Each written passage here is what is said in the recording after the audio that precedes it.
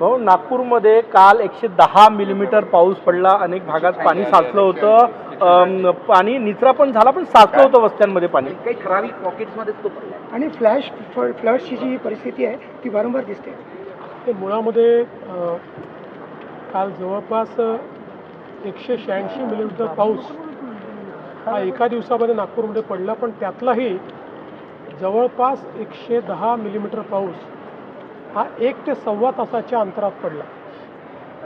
त्यामुळे अनप्रेसिडेंटेड अशा पद्धतीचा हा पाऊस होता आणि तोही जशी ढगफुटी होते तसा काही भागातच झाला. त्यामुळे त्या भागातले जे काही सखल एरिया होते किंवा लो लाईंग एरियाज होते त्या एरियामध्ये मोठ्या प्रमाणात पाणी शिरलं. विशेषतः 3 शाळांमध्ये त्या ठिकाणी रेस्क्यू ऑपरेशन चालवावं लागलं आणि सर्व मुलांना, जवळपास 450 मुलांना बाहेर काढावं लागलं. प्रशासनाने अतिशय चांगलं काम केलं. काही ठिकाणी बोटी वापरल्या, काही ठिकाणी रोप वापरले आणि जे काही रेस्क्यू करायचं होतं ते अतिशय वेगाने सगळ्यांना रेस्क्यू केलं. त्यामुळे कुठली हानी त्या ठिकाणी झाली नाही. पण निश्चितपणे लोकांच्या घरामध्ये पाणी शिरल्यामुळे किंवा काही ठिकाणी मोठ्या प्रमाणात पाणी जमा झाल्यामुळे काही काळापर्यंत जनजीवन विस्कळीत होतं. पाणी निघून देखील लवकर गेलं. अजूनही काही भागांमध्ये पाणी आहेच, त्याच्यावर कारवाई चाललेली आहे.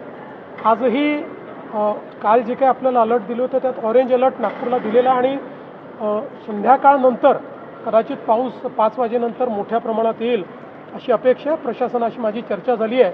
प्रशासन पूर्णपणे तयारीत आहे. पण आता हे वेदर इव्हेंट्स मात्र सगळे चिंताजनक आहेत.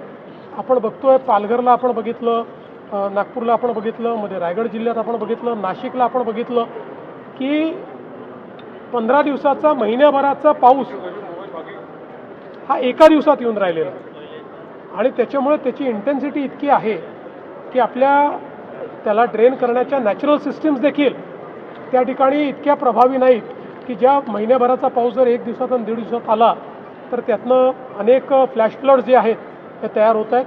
त्यामुळे याचाही थोडा विचार हा भविष्याच्या दृष्टीने करावा लागेल. नागरिकांचा जो रोष आहे तो पालिकेच्या विकास कामांना घेऊन आहे. सिमेंट रस्ते असेल किंवा ड्रेनेज सिस्टीम असेल, समन्वयाचा अभाव आणि विकास काही ठिकाणी हे देखील सत्य आहे की कामं चाललेली आहेत, ती अर्धवट आहेत, त्याच्यामुळे त्या ठिकाणी पाणी थांबलं.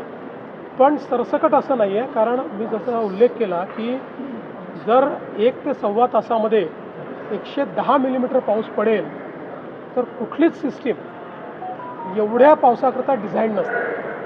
आपण सिस्टीम डिझाईन करताना गेल्या 20-25 वर्षातला जो डेटा आहे त्या डेटातला जो अधिकतम पाऊस आहे त्याच्यात 10% जास्त अशा पद्धतीनं ती सिस्टीम डिझाईन होते. परंतु जर इतका पाऊस एकत्रित आला तर त्यातनं काही डिस्ट्रप्शन्स होतात. पण म्हणूनच मी सांगितलं की आता एक प्रकारे अशा प्रकारचे इव्हेंट्स हे सातत्याने होत आहेत आणि राज्यभरात, देशभरात होत आहेत. तर याचाही विचार आपल्याला पुढच्या काळात करावा. जरांगे पाटील यांनी राज्यव्यापी आंदोलनाची पुन्हा एकदा अंतिम आंदोलनाची घोषणा केली आहे. मराठा समाजाची सरकारने अन्याय केला आहे.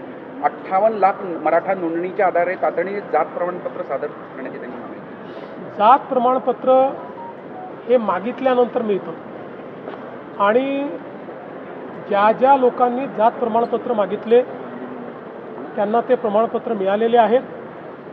माझ्या माहितीप्रमाणे पेंडन्सी अतिशय कमी आहे. कोणी मागतं आणि देत नाही अशी परिस्थिती नाही आहे. मला असं वाटतं की फार कमी पेंडन्सी आहे. त्यामुळे जात प्रमाणपत्र दिले जात आहे.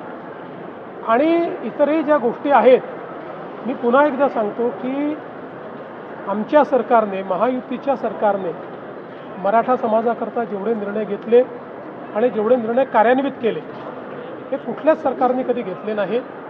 अद्यापही कोणाचा काही रोष असेल, कोणाला काही वाटत असेल की हे योग्य होत नाही आहे तर निश्चित त्यातनं मार्ग काढता येईल. त्या सगळ्या गोष्टी आपल्याला बघता येतील आणि त्याला योग्य पद्धतीनं मला असं वाटतं की त्याच्यावर मार्ग काढता येईल. काढलेला आहे. अल्निनोचं वर्ष असताना देखील मागच्या वर्षीच्या तुलनेने यावर्षी 10 लाख शेतकऱ्यांची संख्या ही पीक विमा काढण्यामध्ये घटलेली आहे. त्याचं कारण की नवीन अटी शर्तीमुळे शेतकरी नाराज आहे. नवीन अटी शर्ती आहे त्याचं कारण नाही आहे.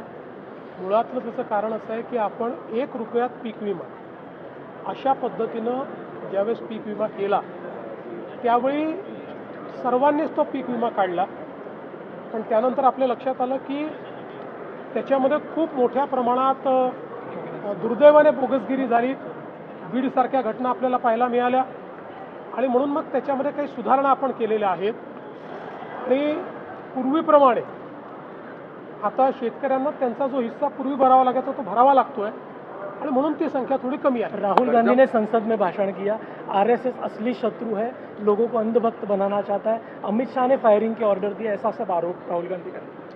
मला असं वाटतं की मराठी झाले, हिंदी मराठी मुझे ऐसा लगता है, मैंने तो राहुल गांधी का भाषण सुना नहीं क्योंकि मेरे पास इतना समय नहीं है कि मैं उनका भाषण सुनूं, क्योंकि उनके भाषण में रहता तो होता तो कुछ नहीं है। कोई भी विपक्ष का नेता जब बोलता है आरोप जरूर करे,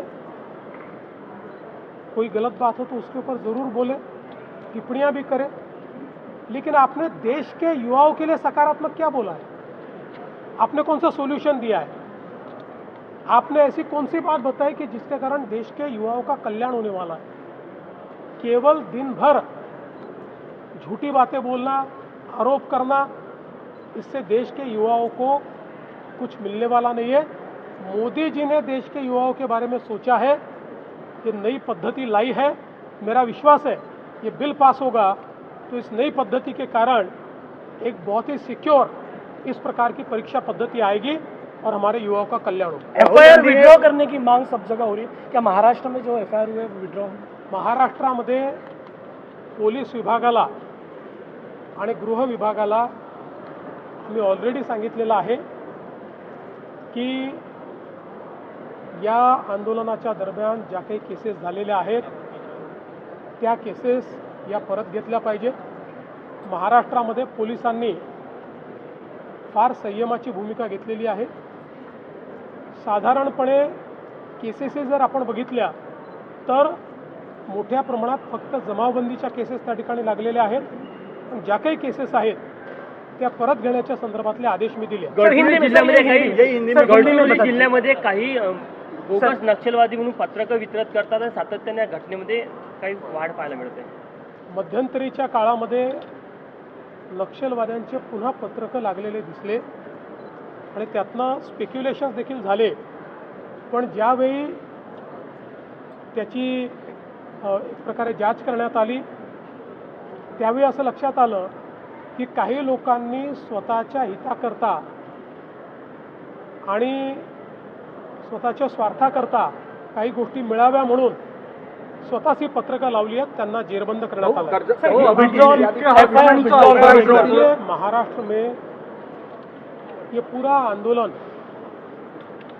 बहुत ही रेस्ट्रेंट के साथ हमारी पुलिस ने उसको हैंडल किया है और जो केसेस भी लगी है वो बहुत ही नॉमिनल इस प्रकार की केसेस वहाँ पर लगी है और मैंने कल सुबह ही गृह विभाग के साथ राज्य के डीजी के साथ चर्चा की थी और कल ही ये आदेश दे दिया था कि इन केसेस को वापस लिया जाए। राहुल गांधी ने प्रहलाद जोशी को दुष्कर्म का रक्षक बताया है। देखिए, राहुल गांधी कुछ भी बोल सकते हैं, लेकिन राहुल गांधी क्या है ये भी भारत जानता है, मोदी सरकार क्या है, प्रहलाद जोशी क्या है ये भी हमारे भारत के लोगों को पता है कि राहुल गांधी एक ही एजेंडा लेकर निकले हैं और वो एजेंडा है अराजकता का। अराजकता के एजेंडे पर वो काम कर रहे हैं। उनको देश से कोई लेन देन नहीं, उनको अराजकता से लेन सर, देन। महाराष्ट्र एकमेव राज्य आहे ज्यांनी स्वतःची टेक्नॉलॉजी विकसित केली आहे मानव वाघ जो संघर्ष आहे तो टाळण्यासाठी।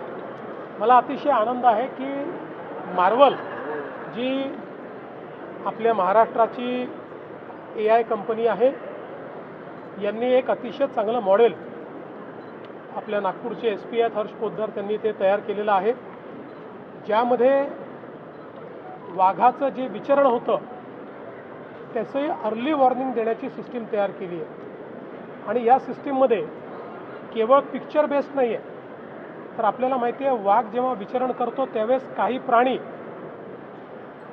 हे आवाज काढून जंगलाला सांगत असतात की वाघ कुठे आहे. हा जंगलाचा नियम आहे. आणि आमचे जे आदिवासी बांधव आहेत, जे वर्षानुवर्ष वनवासात राहतात, त्यांना याची नीट माहिती असल्यामुळे ते पूर्वीच्या काळात अशा परिस्थितीतही राहत असताना बरोबर त्या ठिकाणी स्वतःला वाचवायचे. तेच ज्ञान आता आपण AI मध्ये आणलेलं आहे. त्यामुळे वाघाच्या विचरणामध्ये फोटो जरी वाघाचा नाही मिळाला तरी ज्यावेळेस हे प्राणी आवाज काढतात ते आवाज सेन्स करून आणि त्यातनं वाघ कुठे आहे याची अर्ली वॉर्निंग देण्याच्या संदर्भात ही सिस्टीम तयार झालेली आहे. AI सिस्टीम आहे ही. जशी जशी सिस्टीम काम करेल तशी ती अजून प्रगल्भ होईल. पुढच्या काळामध्ये संपूर्ण देशात ही रेप्लिकेट करता येईल.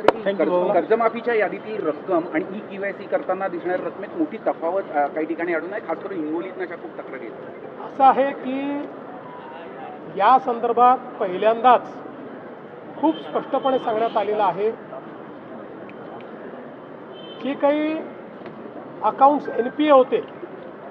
या NPA अकाउंट्समध्ये NPA असताना देखील बँकांनी त्याच्यामध्ये व्याज लावलं होतं. पण ज्यावेळेस बँकांची आमची चर्चा झाली त्यावेळी बँकांनी 2 गोष्टी कबूल केल्या. एक, NPAवरचं व्याज ते कमी करतील, ते काढून टाकतील. आणि दुसरं, कर्जमाफीच्या दरम्यान अकाउंट आणि अकाउंटमध्ये पैसे येणं या दरम्यानच्या कालावधीचं व्याज ते काढून टाकतील.